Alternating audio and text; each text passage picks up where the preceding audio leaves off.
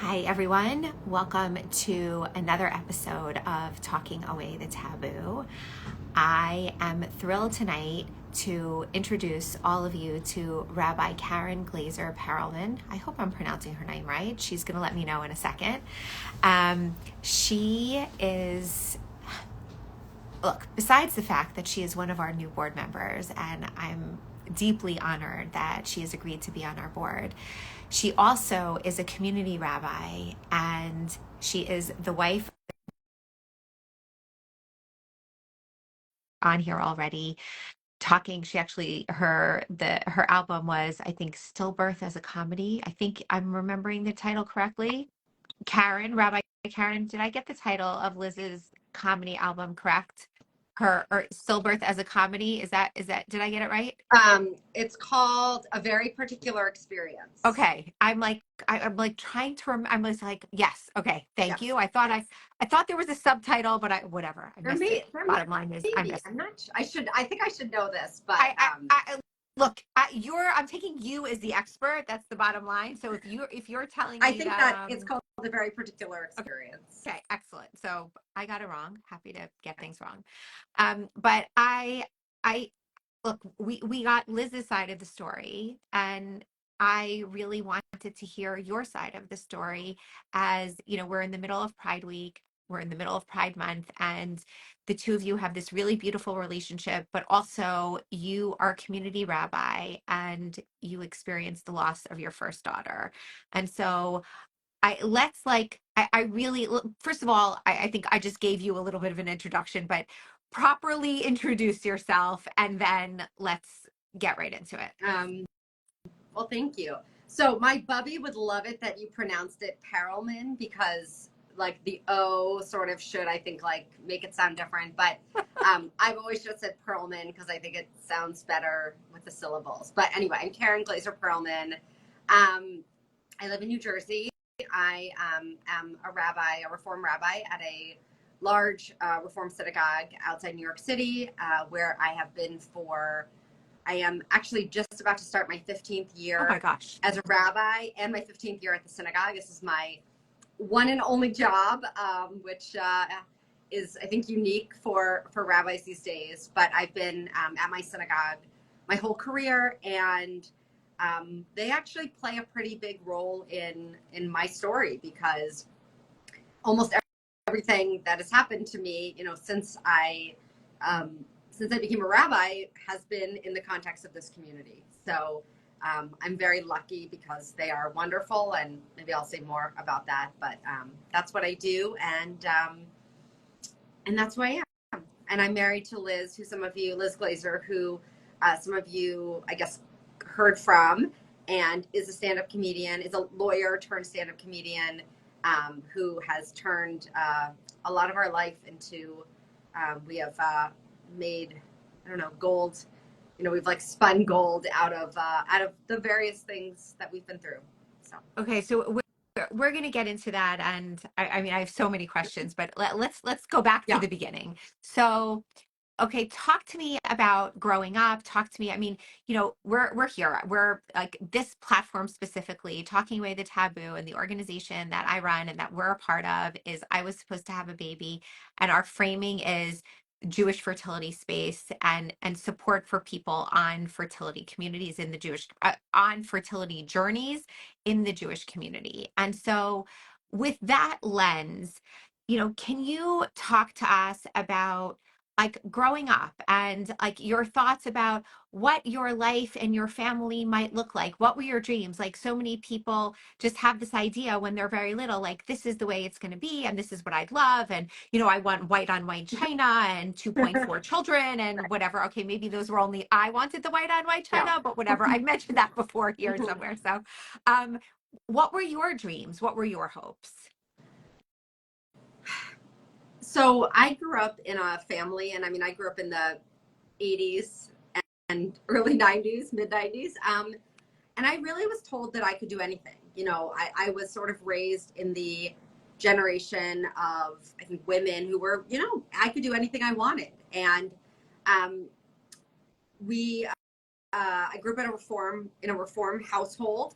I would say that like we didn't keep kosher, we didn't keep Shabbat in a strict way, but we were very Jewish. I was the most Jewish person I knew in terms of the way in which we sort of oriented our lives. And the example I always give is that I became bat mitzvah when I was, 13. And the next week, I lived in a small community at the time. The next week, my dad took me with him to make a minyan for someone to say Kaddish. Because he was like, well, you became bat mitzvah. Now it's your, and I think at the time I was, I didn't really want to. It was night. I was like, it's time to go to, he was like, it's time to go. Like, it's time to come and like fulfill your religious obligation. Wow. And, so now we carpooled with another family to religious school. And the mom of that family says that when I was 8, I told her I wanted to be a rabbi. I don't remember this. Amazing. But I knew, you wanted to be a rabbi at 8, but yet you didn't want to go to the minyan. Like, amazing. I don't really know, but it's all good. But I love it. I love it. As I grew up, I sort of did the, I was in NIFTY, which is the Reform Movement's youth group. I went to a Reform Jewish summer camp. And, at a certain point, I sort of realized, okay, this is what I should do. My mom's a teacher, so I always thought I would do some kind of education work. I think I would be I always thought now I should think that I would love being a therapist because I love people and I love talking to people. But that's essentially my job. I mean, that is the job that I have. And, I think we don't always use this word in Jewish spaces, but I felt like, I had a certain kind of calling. This was my purpose in life. And it was not necessarily an easy purpose to achieve. I always say, there's 2 steps. There's, I think I should be a rabbi. And then there's becoming a rabbi, which is, college and graduate school and, sort of all of the ways in which that happened. So, I'm one of 2 kids in my family. I guess I always thought I'd have 2 kids. I didn't really have sort of, I didn't really, I wasn't like closeted in the way that some people talk about where they feel very burdened by that. What I did know probably as a teenager is that I preferred to spend time with women. My friends were boy crazy. I was like kind of peer pressured into that, but and I went to the prom. I did sort of all of the things that I guess girls are sort of conditioned to do in the secular world. And but then when I was in college, I started to sort of notice that just wasn't on the priority list for me. Like my friends were getting into relationships and studying abroad in the same city as their boyfriend, and I was sort of like, this does not make sense to me. And I started to kind of put 2 and 2 together a little bit. But it really wasn't until I went to rabbinical school and I got to Jerusalem, where the rabbinical school, you spend your first year in Jerusalem. And I got there and I sort of had a heart to heart with myself. And I said, this is sort of the beginning of your life, at least the way I thought of it. And, you have to sort of make a choice about what it's going to be like. So like either meet a guy, do that, or like, I hadn't even cracked the door of the closet. And as fate or life would have it, I struck up a conversation with a woman in line. We were both getting our books to go to school. And we fell in love. And, and there's something, this is a whole nother conversation, but I think falling in love in Jerusalem with a woman was a really amazing, Jerusalem has its own magic that I really experienced. And so I got back from that year and I sort of came out to my family and to my friends, and I was 23. So that's, I was however old I was. But fast forward, it took me a long time to meet Liz, and we both had our journeys. And so we met when I was 35 and she was 38. And by that time, I really wanted to have kids. And I had not chosen to pursue becoming a parent by myself because I didn't want to. I really wanted to have a partner and I really wanted to have a co-parent, but I did freeze my eggs, and I made that decision, and I did that. When was that? Like at what point did you do that? And what was your reasoning? Well, so because life has all kinds of twists and turns, I actually was married once before. I married Liz. I was married to a woman, and we had a short marriage. And when we split up, we actually had like money, like people had given us gifts, and I had a lot of guilt about that. And so, with the help of a therapist, she said, what could you do with the money that would make you feel like you were doing something, like what people had. Why do people give someone money at a wedding? Because they want to help your life grow. So with the help of this therapist, I said, well, she said, what do you want? Do you want to buy a house? I said, I don't think so. I said, I really want to have a baby. So I was 34, and I said, I think I should freeze my eggs. Wow. So it really was one of the first decisions I made that was so empowering, hard. I did it by myself. I wasn't doing it with another person. It didn't go especially well in terms of the numbers, meaning, I think there is a perception that freezing your eggs is some kind of like magic thing where I want to freeze my eggs and suddenly I have like 50 eggs, and fertility is something that is different for everybody, and it's not always based on your age. Yep. So I did 2 rounds of egg freezing, and I ended up with 9 eggs that I worked so hard for. But oh my goodness, I really and my parents were like with me through it all, and I just did it. I'm going to say, just for those of you out there that don't have a sense of what numbers look like, to have only 9 eggs after 2 rounds is a very, very small number. We don't need to get into more of the details, but I think it's just important to contextualize that piece.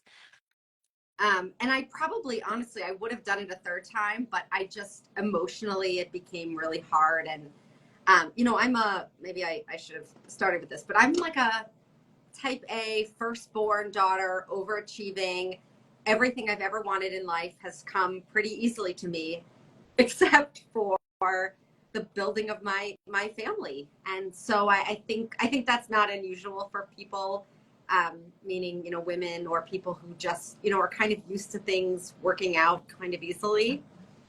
So I had my 9 eggs, and I decided to kind of put myself out there to start dating again after getting divorced.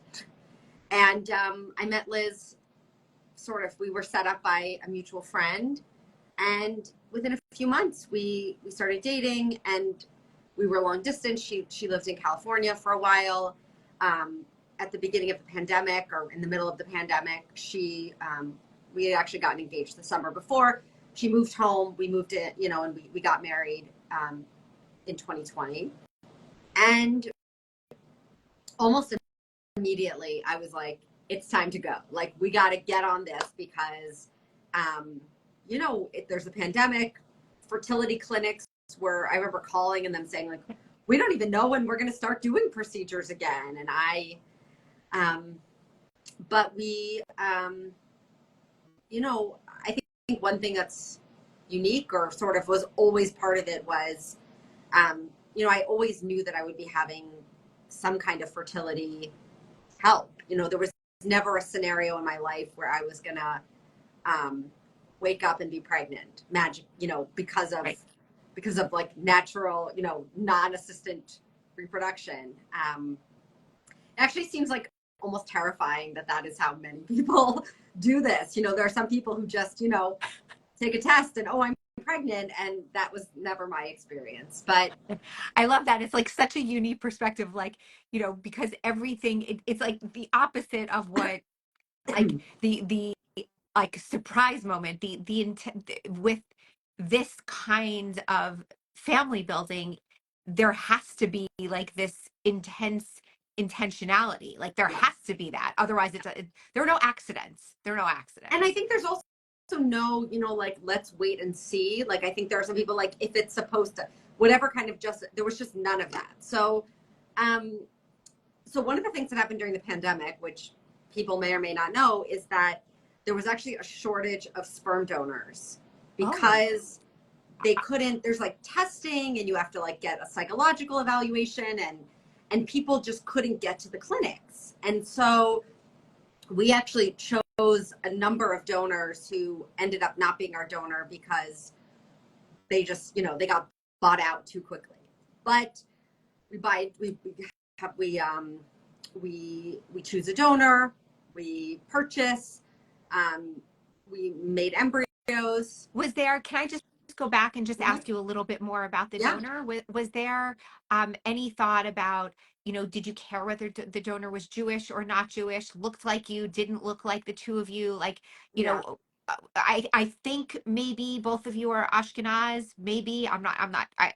So like, was there any thought about like beyond wanting a person to be healthy and all the other, like I've heard from people sometimes there was a woman who was on who is a single mother by choice and has 4 children, and she was like, I'm short.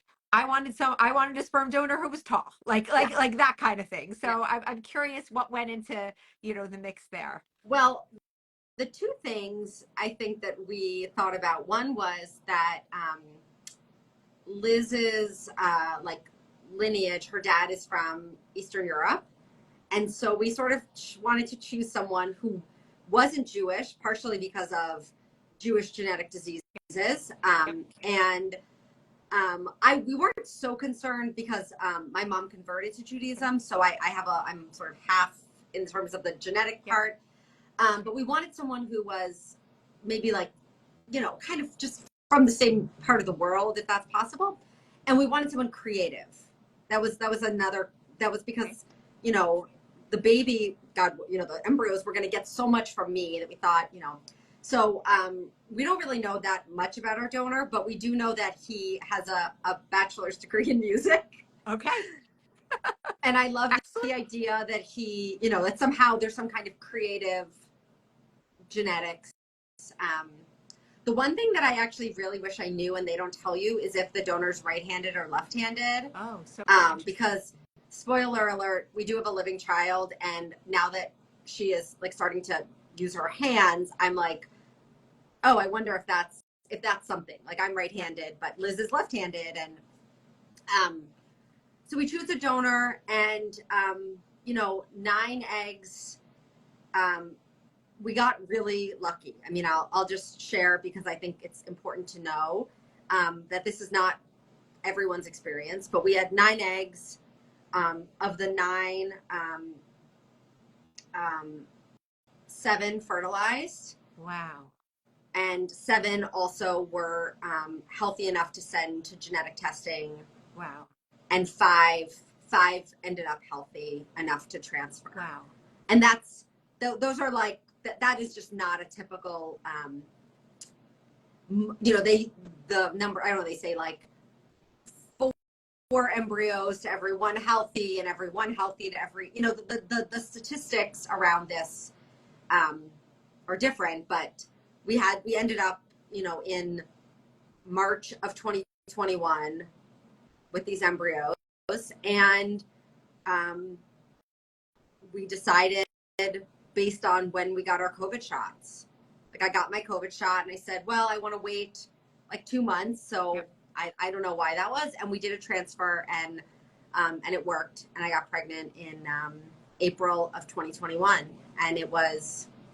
Can you go back for a second and just discuss, we discussed a little bit about this with Liz, but can you discuss also like what went into the considerations of who was going to carry, like who's like, and also was there ever a discussion of, maybe using Liz's eggs? Like, what can you give me a little bit about that?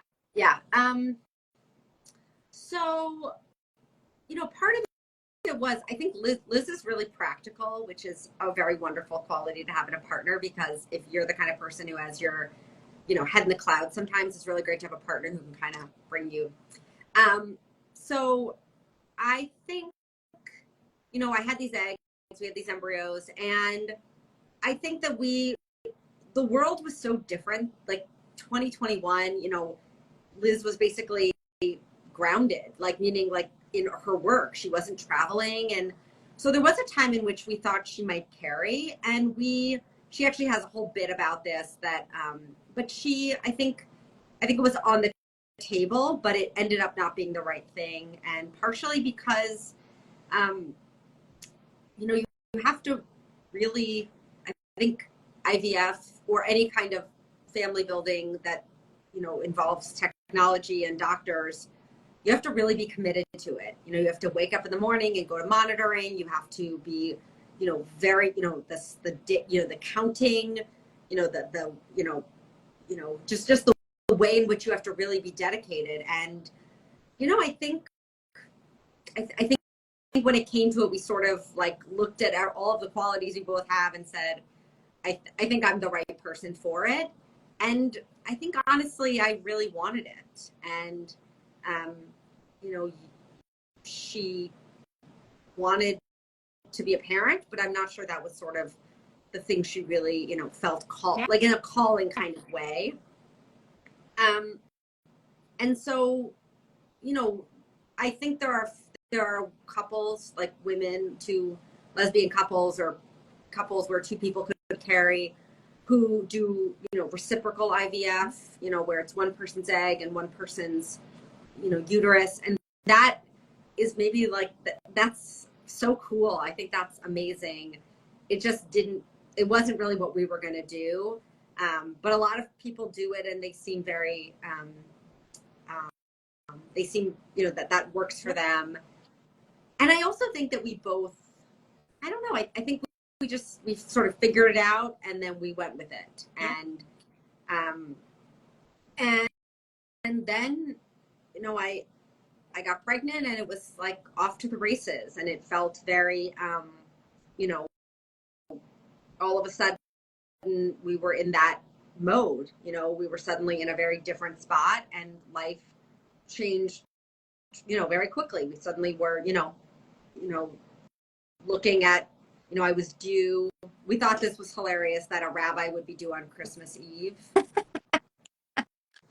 She had a long bit. She actually had this big bit about how about Jesus, she had a whole thing about Christmas and donors and who's the mother and who's the father. But we thought it was hilarious. I was due Christmas Eve. Everything was great. I mean, and I just wrote about this for something else, but I said, I was really nervous. I was a nervous pregnant person. And I think at some point, I don't know, 7 months in, I was, I said, I had begun to expect what I was expecting. And I sort of started to relax into, I guess, we're having a baby, right? I'm pregnant. That's what happens. Right. And so I was pregnant through the summer, and then in the fall it was the High Holy Days, and I was a rabbi, and that was sort of the moment I kind of came out as being pregnant. In my sermon, I was, people, and everyone's excited for me and excited for us. And then a few weeks later, things sort of started to change, and I started having some complications, but nothing that seemed terribly severe. But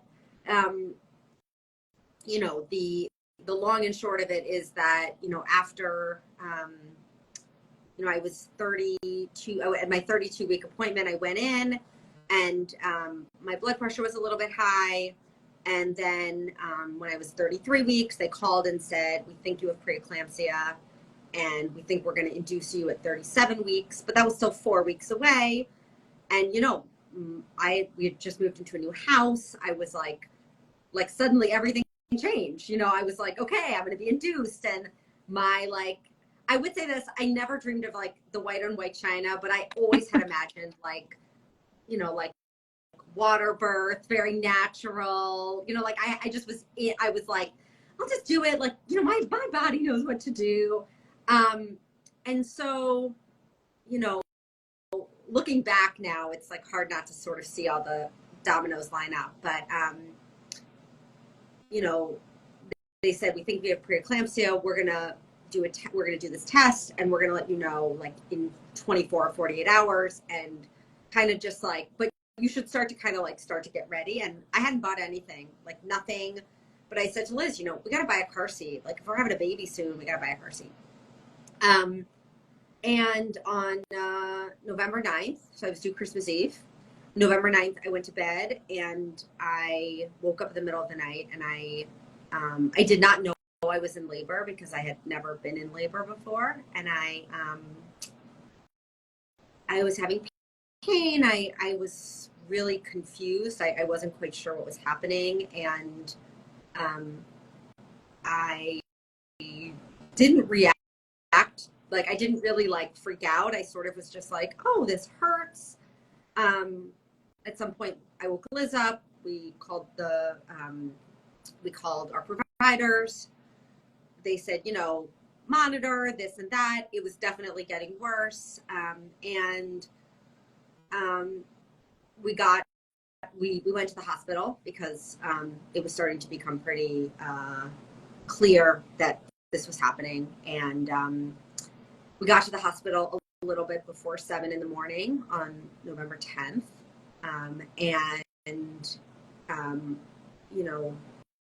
You know that like the show, like I didn't know I was pregnant. Like those shows where people just go into labor. I have a lot more compassion because I really did not understand that I was like delivering. I thought I was just, I don't know what I thought, but I did not understand that was what was happening. And we got to the hospital, we got into triage, and I knew things were not good because it started to get really loud. Like there were a lot of like doctors, and I was 33 weeks and 6 days. So I was not full term, but I was, you know, pretty pregnant. And I heard someone say like, we have a 33 weeker, like something stat. Like I heard someone say that, and I was like, oh, they're talking about me. Like I was confused. So that was like 6:55, and Leo, I delivered Leo at 7:17 in the morning. Oh, so like 15 minutes later. oh my gosh. And I, you know, so, and just for the, so I delivered, and I said like, is she okay? Like I must have said that. And the doctors are all talking to each other. It's like really loud. And somebody said somewhere else in the room, someone said no, but like to somebody else, like it wasn't to me. And I think I turned to Liz and I said, like, what? And one thing actually I remember very clearly, I don't remember a lot, but one thing I remember clearly is that they like made a resident tell me, like they made someone practice telling me. Oh like, gosh. Someone came, they look, I could tell, like I'm a professional who like works with people in tough times, and I know the look. And they all looked at each other, and they made this doctor come over and say, you know, I'm so sorry, but the baby, I think she said the baby died or the baby is dead. And, you know, I didn't really know that stillbirths happened. I mean, that was not something that I had any clue about. You know, it wasn't as if, I mean, stillbirth seemed like the worst possible scenario in like a scary article you would read about like why you shouldn't do something when you're pregnant. Like, oh, if you do this, it could cause all these things. And like the bottom would be like, and stillbirth. Yeah. And so, you know, so that was November 10th. And Leo probably died the day before. We don't really know, but I had an anterior placenta, so my movement, I didn't have a lot of like movement. And so I don't really know because I didn't exactly have a sense of that. But the last thing I'll say, and then is that very quickly after I delivered, things became very dire for me in ways that I really did not understand until later on, which is that my blood pressure was very, very high, dangerously high. And there started to be like looks that, like they suddenly started like, I became the patient, and the idea that my baby, I just like delivered a dead baby, was very much secondary. Like they were like, okay. And I remember they, like put an IV in me and started giving me magnesium because that's one of the drugs, medicine they do. And they basically said, we need to, we now need to like take care of you. And I really didn't understand. Oh, I just dropped my mug. My mug that you gave me. Oh no. I didn't really know what was happening, and I think a few hours later I started to kind of come back into consciousness to some extent. I mean, I wasn't unconscious, but I was, and that, in a lot of ways that began the second part of my life. It's hard to remember the part of me even that was, November 9th, November 8th, November 7th. When I look back at those pictures, I'm like, wow, it's like a different person. I'm like a different person. Yep. So, you spend your life, you spend your time counseling and giving pastoral care to people who have been through horrific, awful situations. That's part of your job as a communal rabbi. I mean, first of all, I, to go through anything like that, and it's the grief and the pain and the like, almost like, hovering over and sort of watching almost as it's happening. There's something just very otherworldly about it and absolutely awful. And I've said it to Liz, I've said it to you a number of times, but I want to say it again now, just like, how awful and how horrible and how sorry I am.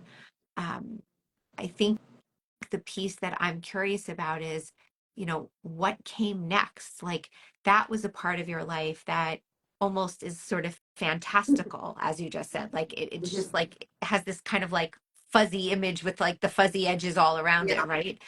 But then, like, how does your community respond? How then do you go back to your job when you are supposed to be caring for other people and you're in this deep pain? How do you even think about trying again when you're also having to care for yourself and care for other people? Like, how does this all work? Yeah, I mean, that I wish I could say that was like far down the road, but I felt like that sort of happened almost immediately. I'm on a clergy team with other rabbis and cantors, and that day we were supposed to go on a retreat. The clergy, we were going to go down to like someone's beach house on the shore and have like a 2-day retreat. Wow. The 4 of us. So that didn't happen. And, over time, I've asked people a little bit more about like what that day was like for them, like what happened, how did you find out, who called you? I felt, I was just too detached. I mean, I think it really was a coping mechanism. I think my body I was in shock. I just, I didn't talk to anybody. I didn't tell anybody. And, I remember my boss, my senior rabbi, the rabbi that I work with, he came to the hospital a couple hours, maybe a few hours later, I don't really remember. And, it's like seeing someone really out of context. Like you're, like it's such a, I mean, delivering a baby is so physical and intense, and like you're so vulnerable, and then to have like all these people, I mean, it's just so and he came in and he was there, and I don't really remember much about that, except in my community, I think like most communities, we send out notices when people die, and we say, here's the funeral, and here's the shiva, and here's where you could make a contribution. And he said we should send an email. And I said, I mean, clear as day, I said, no email. Just tell people I had like a little situation and I'll be back at work in a few weeks. I mean, I could not conceive of the fact that like the email was going to be about me. I think that I felt so, I don't know, embarrassed. I felt shamed. I just felt like I could not imagine people opening the email and seeing, I mean, it wasn't me who died, right, but like, and so he kind of said, he was sort of like, I think he looked at Liz and was kind of like, no, we have to send something out. People are going to know, and people need to know that you're okay. Like, that's one of the things he said. People need to know that you're not, I mean, you're not like fine, but by that time I was like mostly physically out of the woods. I was like, okay. And so my team, the cantor and the other rabbis wrote this email, and I remember they sent it to me to like proof, to like read, and it was entitled "Very Sad News." And I'm only laughing because I think like it's so like, I think there's something so like, I just think, hi buddy, I love you. Goodbye. When you can, nope, you're gonna be done. sweetie pie. Wait, I want to kiss you. Hold on. oh, I love you. You can't do that.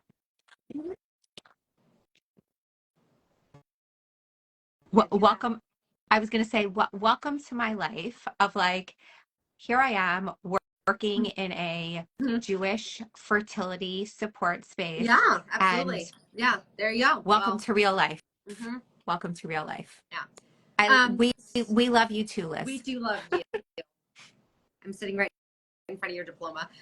So like things go into motion, and all of a sudden, people are texting, and the email goes out, I think like around, I don't know, 4:30 or 5 o'clock. And then now the email did say, please do not reach out. The email very clearly said like, and it said, and I felt, when I read it, I sometimes read it just because there are moments when I say these words and I feel like I'm talking about like a book I read. Like, that just is a reality, I think, of experiencing a trauma, is your body just is like, that's not me, that's about someone else. But the email said like Karen has been there for us in all of these tough times, and it's now time for us to, show her that same kindness, and we're not going to reach out, and like, we will let you know how you can be helpful in the days to come. So that happened. And, I guess for better and for worse, my rabbi instincts, there was an instinct that really kicked in that said, like, I don't get very long to, I don't get to spend very much time with this child, with this baby, with Leo. And I really wanted her funeral to be beautiful. I wanted it to be meaningful. Meaningful in the sense that we like did it right. Like, I think one of the things that the social workers talked to us about in the hospital was sort of like regret, and that they sort of encouraged you to do all these things, holding the baby and taking photos and reading. And it was like, it's like heart-wrenching, but it's because I think there are people who probably have regret that they don't do these things.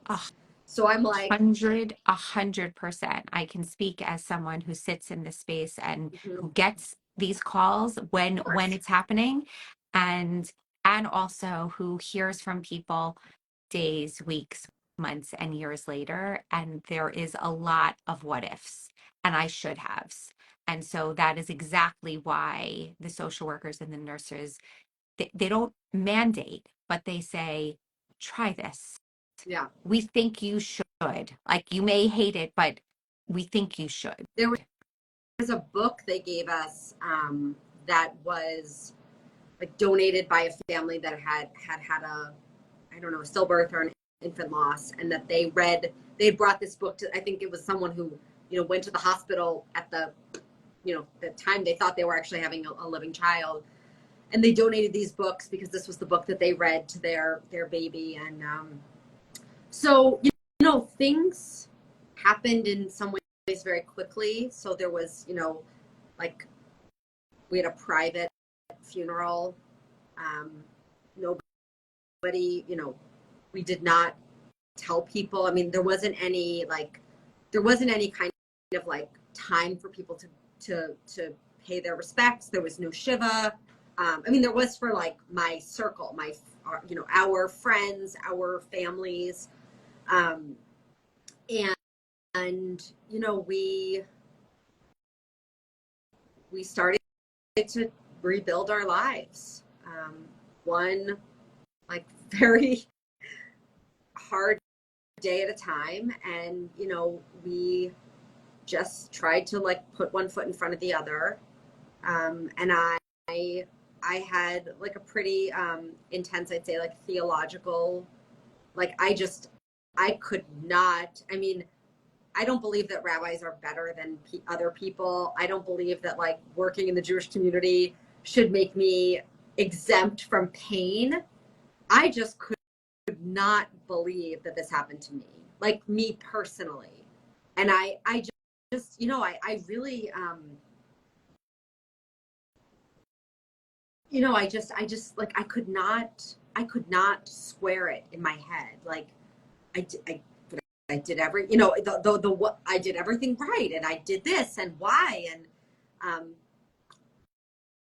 And I should say that the doctor in the hospital told me literally the day after we lost Leo, said basically like, go home, 6 weeks, I mean, for whatever it's worth, my delivery was smooth. I didn't have any complications for my delivery. And she said, you'll probably get your period in 6 or 8 weeks and you can try as soon as you want.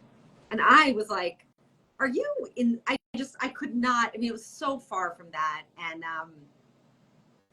so that was November 10th. And I went back to work on January, like 4th, whatever the first week in January was. And the only things I didn't do right away, I didn't speak. I didn't like give a sermon in front of the congregation for a few weeks, maybe a month. And I didn't do a funeral for about a month. But the one thing that happened when I did that first funeral was I noticed how I used to be very nervous at funerals, of saying the wrong thing. And, you're walking into a really, complicated room and people and the body, and I just noticed that I no longer was afraid to be around people who were sad, because I was so sad that I kind of felt like I was with my people. Like, oh, there are people who are sad. Like, I want to be there. I want to be, I found like Shiva minyanim like so comforting, because I get there and say, what a mitzvah all of you are doing by being here with these people. And I felt like I could say that with a kind of authority and authenticity that I really couldn't before. Yeah, I've heard that so many times. I mean, and we all know that we become better at sitting with people in their pain when we've gone through our own stuff. And it is so much the case with this. Like, there is a power in community of people who have really been there, and not even necessarily exactly the same kind of pain, but just people who've been through tragedy, or people who have been through death, or lost something, people who are in grief. There is there is this commonality, there is this common language that we all use that we understand and the rest of the world doesn't. And at some point, everyone will, because you can't go through life, right, without losing someone important to you. Yeah. But for people out there who don't have that experience yet, there very much is this like line in the sand of like before and then the after. Mm-hmm. Yeah. Yeah. And I think that I started to have to like come up with some things to say to people, like in my congregation. People would ask me questions sometimes, like, how are you? And I would, depending on my feeling that day, sometimes I was okay. And a lot of times I just, I used to say like, I'm hanging in there. That was like something I said a lot. And I really tried to just like show up. Like if all I did was go to work and come home and, kind of like, I don't know, go to bed. And I really, I had to take care of myself because, physically I did have some like some like complications that I had to still deal with. And also, I was going to be a first-time mom. And so I now was a first-time mom to a baby who wasn't here. And I had to figure out how to deal with that. Like, what did it mean? And how did I even like talk about it? Like, I don't think, honestly, I think for 4 or 5 months, I couldn't even say Leo's name out loud. I would just say like the baby. And then at some point I was like, well, guess what? If I don't say her name out loud, no one else is. Right. So like now Leo's name is, for a while I said it every day. Like I'd find a reason to bring her up every day. But I think about, I have a necklace that has my kids' initials on it. And when people are like, oh, E, I know what E's for, but who's L for? And I'll say, oh, and I try and like make it, it's not normal at all, but I try and make it something that is real because nobody wants to talk about it. Nobody wants to bring it up. No one wants to really hear it. But that's one of the only ways I get to kind of like share her. And, in a different, I think one of the things I think about a lot is like in a different version of the story, I would have had a really premature baby who lived. Right. And that's a whole nother story. And I think about, wow, like what would, that's a whole different world, but that's not the story. The story is like she died and,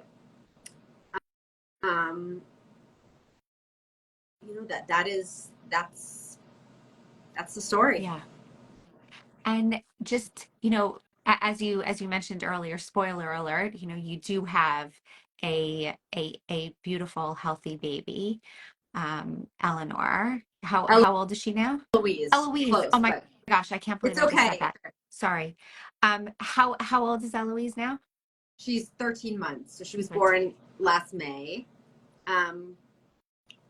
I was pretty amped to try again. I would say sooner probably than we wanted. We had a COVID canceled vacation to Turks and Caicos that we went on, and there was a very small Zika risk. And so we decided to kind of go on the vacation and give ourselves a little time. And,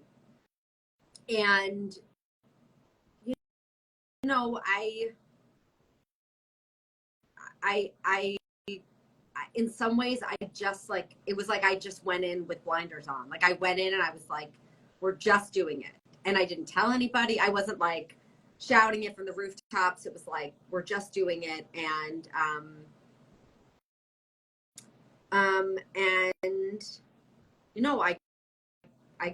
I feel very grateful. I got pregnant again. And I had a really like, I had a different team of providers.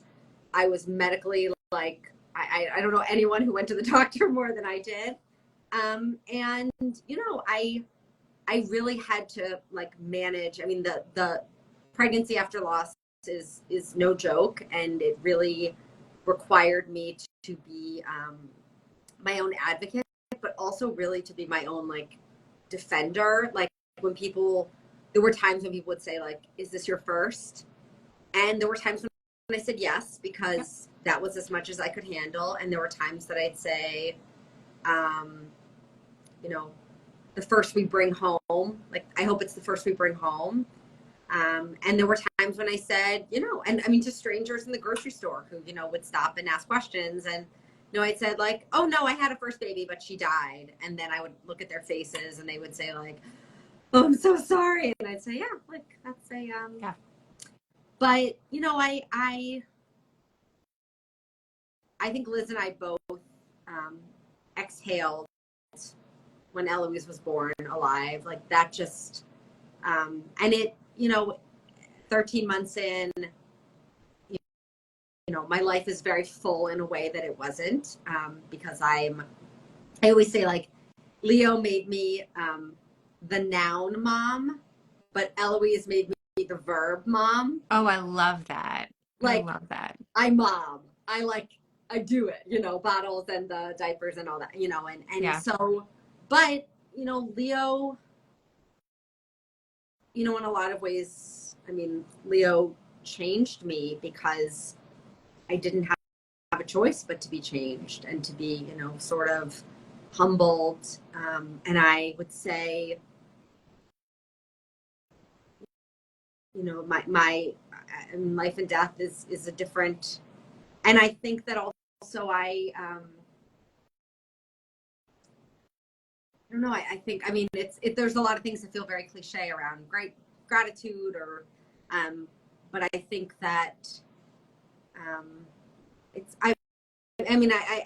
we're 2.5 years out from Leo's death, and, I'm only as finished as I am. So I'm still, there are lots of days, I work at a synagogue that has a summer camp, and like, walking into the camp and seeing the kids who, she would be in their group.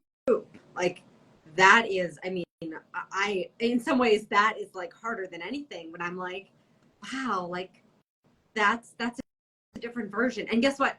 God willing, Eloise will be in the group and we'll have like a little redemption of this, but it doesn't change that, like I sometimes really like, I really see like the shadow of her in places, and I say, like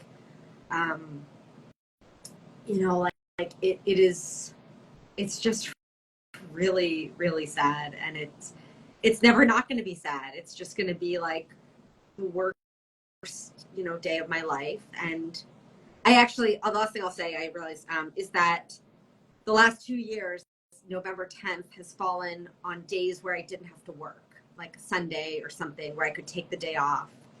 And I've thought a lot about that, like one day, November 10th will be like a day that I have to work, like a bar mitzvah or things in my professional life that are important. November 10th will be something else, a wedding, and just, I even like, just even thinking about that is its own kind of like mental gymnastics of like, I'm thinking about like, in 5 years, like, will I be able to go to the cemetery before shul? Right. And, but that's, that's real. That's real life. That is with me, and she's with me, and and she is always going to be her daughter, your daughter, and you are always going to be her mother. Yeah. It is, the people, sometimes people say this idea that, the rainbow baby, the baby that comes after the loss, oh, well, you had a baby. Yeah. And so now everything's good and now everything's fine. And Yeah. it's just not the way it works. It's just not the way it works. Yeah. it's not the way it works. And, I think, I try and like be really, have a lot of like grace with myself and with other people because, I remember a lot that like for a lot of people, I am like the worst case scenario that they like. There are a lot of people in my life who just, never knew this could happen, never knew that people, never knew that people like really almost die in childbirth. People really experience loss even when things have been fine, like for a lot of people, like I'm sort of like the weird, I'm like the example. And I think, when people are make missteps, I do try and be kind because I don't like I'm walking this for the first time too. And there are times when I've, gently corrected people, or and there are times when I'm tough with people, to say, like this just a few weeks ago, several people wished me a happy first Mother's Day. Oh, wow. And I like, there were a few, and I couldn't let it go. And I was like, well, my first Mother's Day with Eloise, but like, certainly not my first, like, right. Like and people have all different kinds of definitions, but I do try and be patient with myself and patient with others who, are learning along with me. And, yeah. So Karen, I can't thank you enough for sharing your story, about telling us about Leo, telling us about Eloise and your life and your rabbinate. If I could ask I want to say one more thing, which is just that I was going to ask you one more thing, but maybe you're gonna share the thing. Maybe you're a mind reader, so let's. I was just going to say, a lot of people have asked me, and I do not know the answer to the question of this, about sort of what will we tell Eloise about Leo, like that part of our life, which we're not there yet because, we're working on like, not squeezing the pouch all over our face when we eat. But one thing is minor details. But one thing is that there are like places in her nursery, like the wallpaper in her nursery was the wallpaper that I had always imagined for Leo's, and the first letters of Eloise's name are an anagram of Leo, so E-L-O-L-E-O. Oh, wow. Eloise is for a lot of reasons, but the idea that I don't think we're gonna like mess her up for like letting her know that that this is what our life was like before her. And in her baby book, it even says, like, there's a picture, it says like, before you came, and there was a picture of me and Liz and our cats, and it said, before you came here, this is who we are. And so I feel like people seem very nervous about that, and I guess I'm nervous a little bit, but I feel like it's really important to normalize this for our family and normalize it for people to know that that this happens. And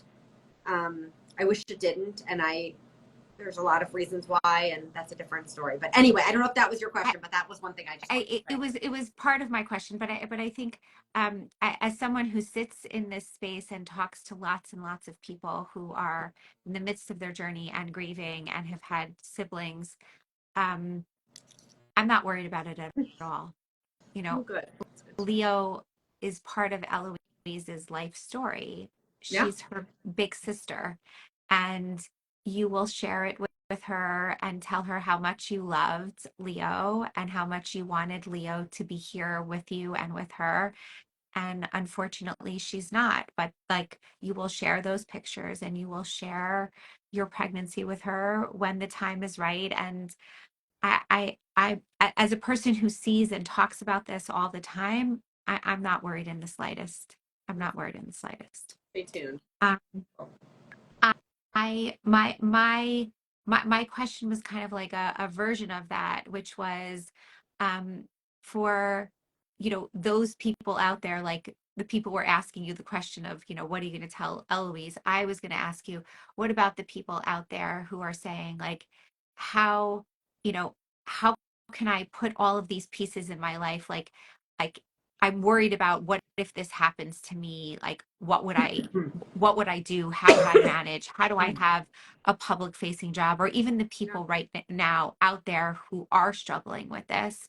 Can you give just, a couple of suggestions? And you shared some already, but like, what were the things that helped you, that like got you out of bed, that just gave you the strength to take a step forward? What were the things that were meaningful for you, either the things that you did or things that were beautiful that people did for you?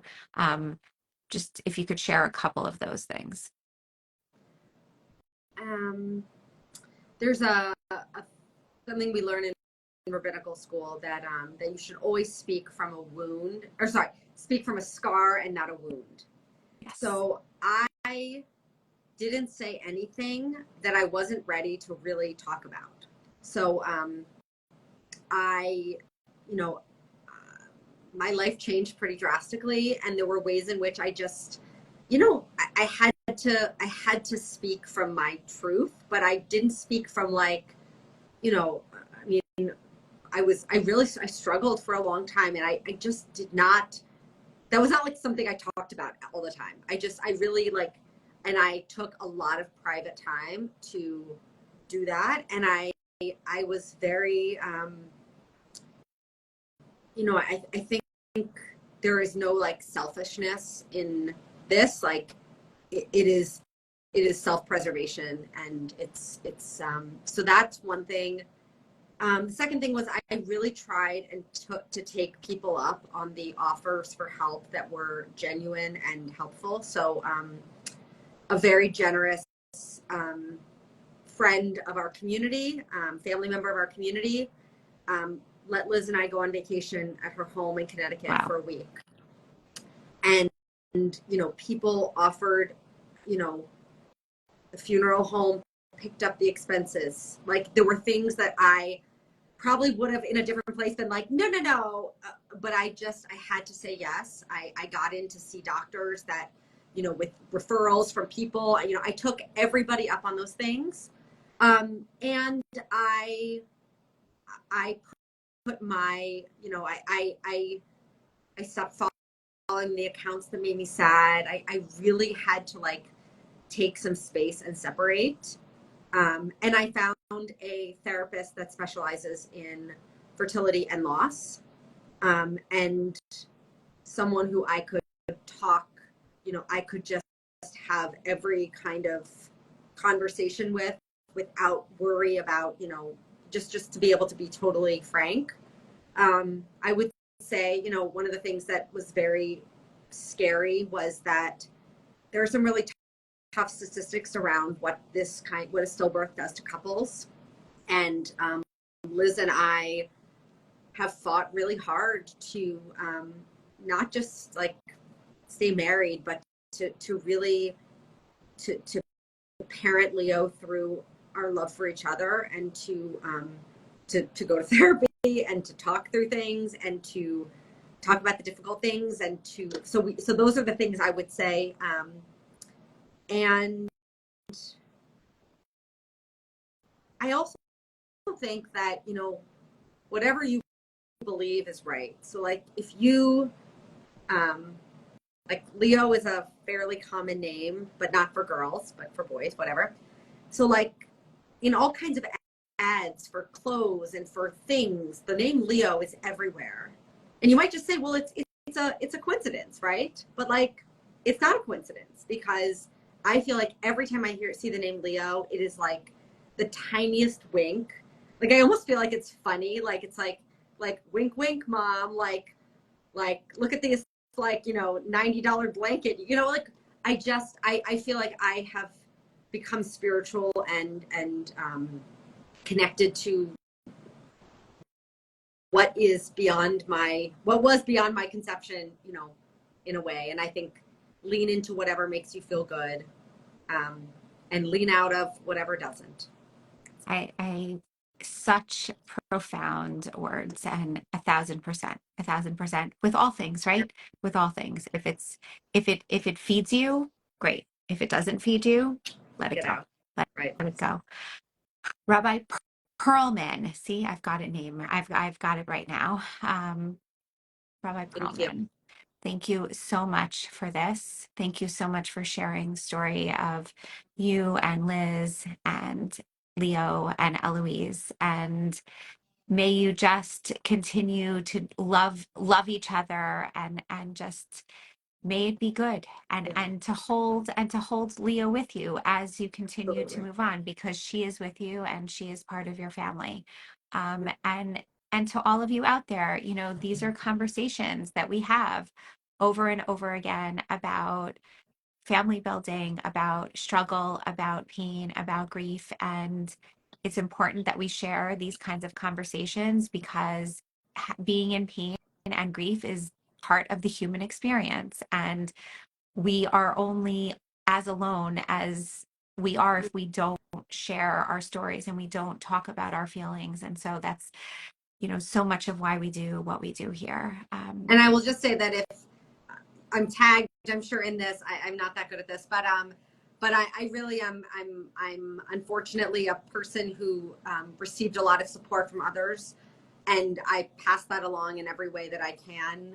And so, anyone's welcome to reach out to me. And Liz, I think, also wrote on this, and so you know we're really open about this, and that you know it doesn't discriminate, and so it touches all kinds of couples and so happy Pride, everyone. It's a hard, it feels hard to like feel very to have a lot of pride in anything, but it is a season of feeling proud of who you are, and I think I feel pretty proud of where I am right now.